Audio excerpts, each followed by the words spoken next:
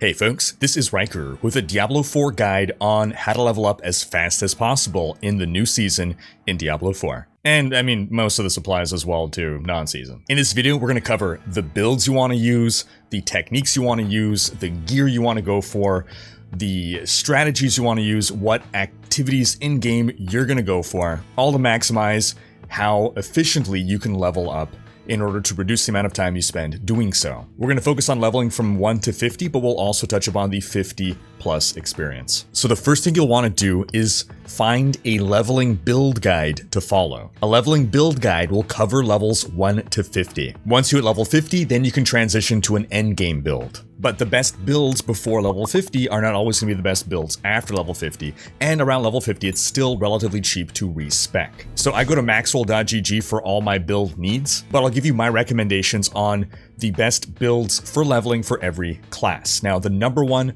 best build for leveling, I think out of all classes, is the Twisting Blade Rogue. And this is for a couple of reasons. The first being that Twisting Blade's Rogue is super fast, it's an excellent leveling build, but it's also an excellent endgame build. You don't even have to really change build once you hit 50. In fact, I dare say that Twisting Blades may be the best build in the game, period, when you factor in everything. So I personally, right now, am planning to start and end with Twisting Blades Rogue. Now, second best leveling build is going to be Sorcerer, either Chain Lightning or Firewall. Both are about equally good for leveling. Chain Lightning is better in the endgame than Firewall, but you will likely want to transition into a different Sorc build after level 50. Third best class for leveling is the Necromancer. Bone Spear got a heavy nerf this patch. We covered this in the patch notes here. Bone Spear was the number one best build. It's still very strong. It's not the best build anymore, but I think it's still the best Necromancer build. It's the best Necromancer build for leveling and then transitioning and maintaining power post level 50. You don't really have to change the build much or farm new gear or anything. All of what you have invested into will continue to be good for you. Then for Barbarian, Barbarian's a little weaker for leveling and weaker overall, especially after the big nerf to Hoda via the bug fixes. However, I'm still going to recommend Hoda. It's Hammer of the Ancients for leveling and for post endgame as well. You can always transition into Whirlwind if you want, but Hammer of the Ancients is better than Whirlwind for leveling. And again, it still holds up in the endgame. Despite the nerf, it remains about on par with Whirlwind with regards to how good it is as an endgame build. Then Druid is the worst class for leveling. It's going to level the slowest, but it remains a very powerful endgame class. And the Tornado build is the build I will recommend for Druids for leveling. So you're following a leveling build. This is going to tell you all the skills to take as you're leveling up, all the gear to go for, but at the very least it's telling you every level, invest your skill points this way. This is a maximized route towards optimizing your power. At that point, that's basically removing a lot of thinking on your part. And this is ultimately the singular greatest thing that could improve your leveling time. And that is efficiency and limiting downtime. Every second that you are spending not killing monsters, you are not getting XP, and therefore you are not leveling as fast as you can be. Now, clarify here. Enjoy the game. Play however you want to have fun. This is a guide on how to be as efficient and optimized as possible, but don't optimize the fun out of the game for you. So even myself, I don't follow all this advice to 100%. I follow it to the point at which I know from my personal experience at what point I am optimizing the fun out of the game, and I make sure not to step over that threshold. But again, so enjoy the game how you want, but I'm going to give the recommendation for the most optimal thing to do, and that's, again, limit all downtime. And so one part of that is any thinking that you would be doing on what skill to take. Well, you're following a build guide, so you know exactly all the skills to take. Another thing's going to be gear. If you are spending time looking at every piece of gear, taking a few seconds to determine whether you should keep it, whether it's an upgrade or not, these seconds add up to hours over the course of 50 levels. So you want to be reducing how much time you're spending looking at gear. So prior to level 50, as a very quick rule, you could just rely on the item power. you could just shift compare your gear and look at what goes up, what goes down. We're going to get into some nuance, but as a general rule, you could go by that. For your weapon, the most significant thing that you're looking for is just the base damage, and that's generally tied to the item power. The secondary affixes don't matter nearly as much as the weapon's raw damage because your attacks scale off of that figure. Then if you can get move speed on your boots or your amulet, then you might consider holding on to that even if you get a higher item power boot or amulet, because move speed is very valuable. The faster you're moving, the faster you're getting from point A to point B, the faster you are leveling up. If you have any pieces of gear that have plus ranks to your main damage skill, or otherwise one of the skills that you invest 5 points or max points into, then that is another piece of gear that you would hold on to even if you get a higher item power replacement. Then as a general rule, where you can, life and armor, these attributes stack up to improve your survivability. A lot of these other affixes just don't matter as much at low level, simply because you can't stack them in sufficient quantity, or they really just start coming online later in the game. Crit chance and cooldown reduction, these things are super important to an endgame build, but generally when you're level 20, you're not stacking nearly enough of these for it to really be as important to you as a good chunk of life or armor. So to that end, in your armor pieces, when you have sockets, you're going to want to put in rubies for more max life. In your jewelry, you'll want to put skulls for armor. Asterisk, in Season 1, we have malignant hearts. It is possible that if you're going to get a malignant heart and it could work with your build, then you would preferentially put that instead of a skull. But more on the season theme later in the video. As for what you want to put in your weapon socket-wise, if you're a build that has a good amount of uptime on vulnerable, then you put an emerald. If you're running an overpower build, then put a ruby. Overpower can be really strong in the early game. If your main attack is a damage over time effect, put an amethyst. If your main attack is a basic skill, put a topaz. If you crowd control enemies a lot, put a sapphire. If none of that seems to apply to you, then pick the one that's the closest. Now another thing, at low level, you don't want to be wasting gold. Gold is a very precious resource, and it remains so all the way to the end game. Things are very expensive, there are many gold sinks. And not only that, at low level, you don't want to be wasting resources in general. So at the blacksmith, upgrading is something you want to do pretty much just on your weapon, and you wouldn't pop more than 2 upgrades on your weapon. But if you do happen to find a new weapon and it's a nice upgrade for you, then it is generally worth popping an upgrade or 2 on that weapon so that it lasts you longer and you can wait longer before that weapon is obsoleted and replaced by a better weapon. Before level 50, all the gear you're going to find, you're going to salvage that for materials. You're going to need those materials later on, and higher level gear doesn't really salvage into more materials, but higher level gear sells for more gold. So it's only going to be once you hit level 50, then you're going to start selling your gear en masse for gold. Unless you run out of gold before you're level 50. If you are out of gold, then sell some stuff to get the gold back. But again, you should not be spending your gold frivolously, so you shouldn't really be running out of gold. And this ties into imprinting aspects. Again, because resources are limited, we don't want to be, and we won't be able to afford to imprint a whole bunch of aspects onto our gear.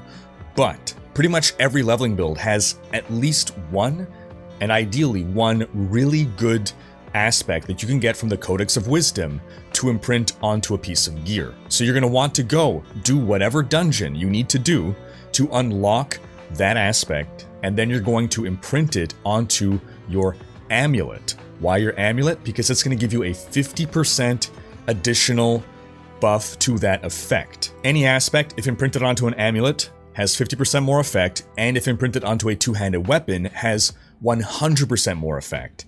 So, why not put it on your weapon?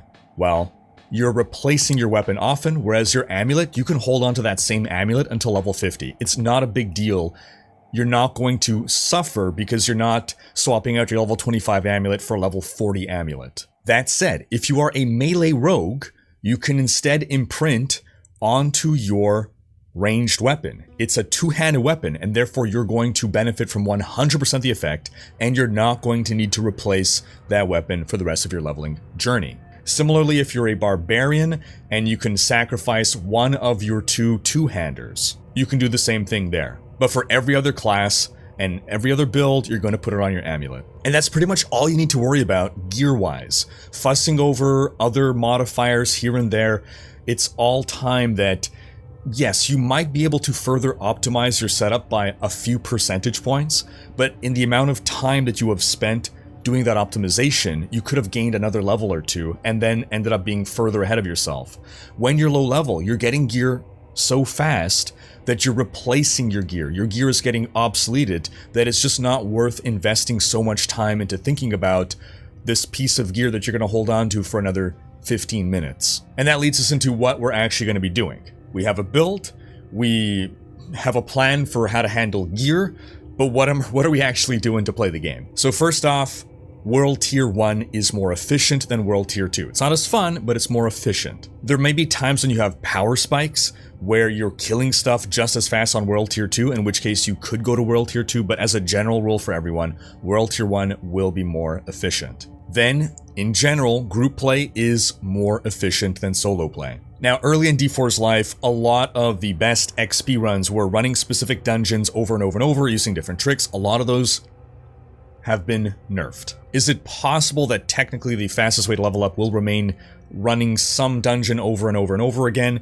It is possible. I'm not going to recommend that, however, for a couple of reasons, but in theory, that might be the absolute fastest way to do things.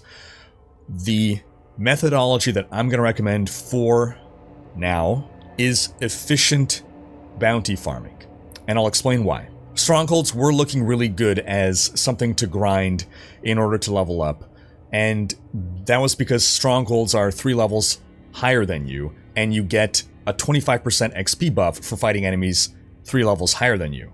Or rather, you did until the big patch nerf that happened yesterday. You're no longer really benefiting from fighting enemies that are 3 levels higher than you.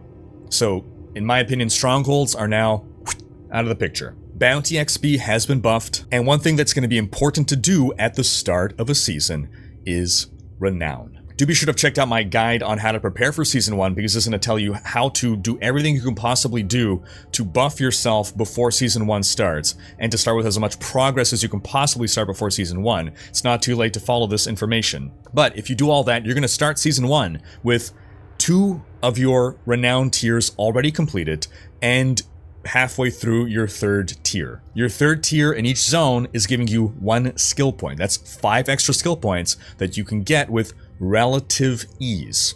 At some point or another, you will want to finalize your Renown, and newly buffed with the latest patch, you are now getting more Renown for doing dungeons and for doing side quests. So when I recommend doing efficient whispers, what I'm talking about is you're going to select a cluster of whispers to do that is aiming to knock out 2 birds with 1 stone. So hunt for a dungeon that you haven't done yet.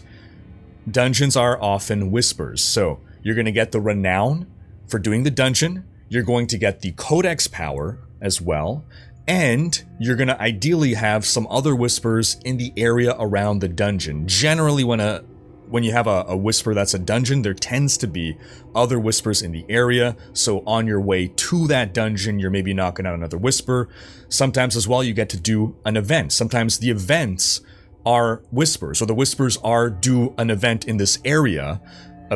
When you could do that, again, 2 birds with 1 stone, because events give you obols. They're generally decent sources of XP, but obols allow you to target farm for upgrades. So as you're leveling up, if you're needing a more powerful weapon or something, you can go ahead and gamble for a stronger weapon. Whenever you unlock your class specialization quest, definitely go and do that. That's going to be a nice big jump in power for you, and some of the class quests actually require you to invest some amount of time or effort. For instance, the Druid, you want to get your spirit boons unlocked as soon as possible, because you then need to farm up whatever doodad thing you need to give as offerings. Druidic offerings, I believe that makes sense. Druidic offerings to give to the spirits. So if you don't unlock that, you're not getting those offerings yet, and you're just delaying getting this power buff. If you happen to have knocked out the most efficient whispers available to you, then something you can start to do as well is do these side quests that also lead to dungeons.